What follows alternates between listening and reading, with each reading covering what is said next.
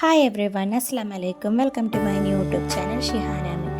First of all, നിങ്ങൾ ആദ്യമായിട്ടാണ് എൻ്റെ ചാനൽ കാണുന്നതെങ്കിൽ എൻ്റെ വീഡിയോസ് ഇഷ്ടപ്പെട്ടുവെങ്കിൽ എൻ്റെ ചാനൽ ലൈക്ക് ചെയ്യുക, സബ്സ്ക്രൈബ് ചെയ്യുക, സപ്പോർട്ട് ചെയ്യുക കേട്ടോ. അപ്പോൾ ഞാൻ നിങ്ങൾക്കത് കാണിച്ചു തരാൻ പോകുന്നത് ഭയങ്കര ഈസിയായി നല്ല ടേസ്റ്റി ആയിട്ട് എങ്ങനെ പെട്ടെന്ന് കായബജി ഉണ്ടാക്കിയെടുക്കാം എന്നാണ് കേട്ടോ. നമുക്ക് നോമ്പ് കാലത്തൊക്കെ പെട്ടെന്ന് ഉണ്ടാക്കിയെടുക്കാൻ പറ്റുന്നൊരു സ്നാക്കാണ് കായബജി. വീട്ടിലെ പ്രായമായവർക്കൊക്കെ ഭയങ്കര ഇഷ്ടപ്പെടുന്ന ഒരു സ്നാക്കാണ് അല്ലേ.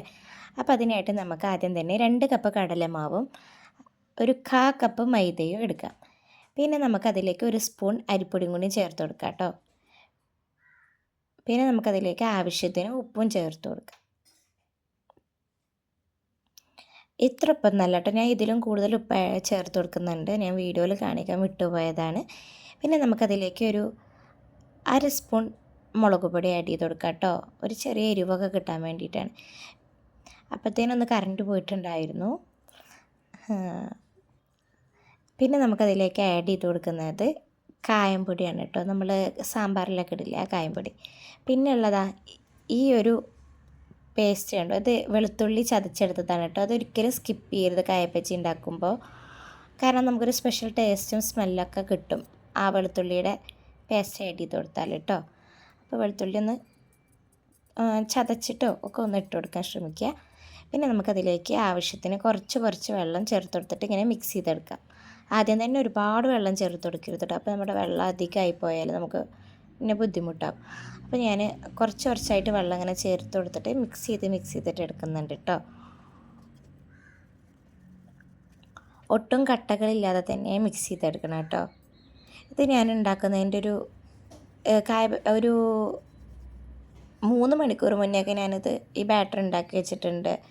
ഞാൻ കായബജി ഉണ്ടാക്കാൻ ഉദ്ദേശിച്ചതിൻ്റെ ഒരു 3 മണിക്കൂർ മുന്നേ തന്നെ ഈ ബാറ്റർ ഉണ്ടാക്കി വെച്ചിട്ടുണ്ട് കേട്ടോ. കാരണം ഞാൻ ഇതിൽ അപ്പ സോഡ ആഡ് ചെയ്ത് കൊടുക്കുന്നില്ല.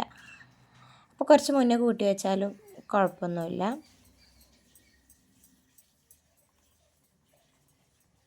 അപ്പ സോഡ ആവശ്യമുള്ളവർക്ക് അപ്പ സോഡ ആഡ് ചെയ്ത് കൊടുക്കാം കേട്ടോ. അപ്പോൾ നമുക്കൊരു അരമണിക്കൂർ മുന്നേയൊക്കെ ഈ ബാറ്റർ ഉണ്ടാക്കി വെച്ചാൽ മതി കേട്ടോ.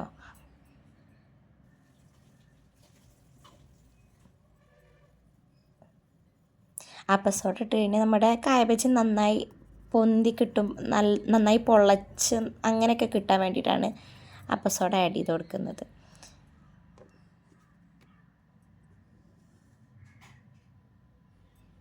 എന്നിട്ട് നമുക്ക് ഓരോ കായ എടുത്തിട്ട് അതിൻ്റെ തോലൊക്കെ നല്ല ക്ലീൻ ചെയ്തെടുത്ത് നമുക്ക് നല്ല നൈസായി കായനെ കട്ട് ചെയ്തെടുക്കാം കേട്ടോ.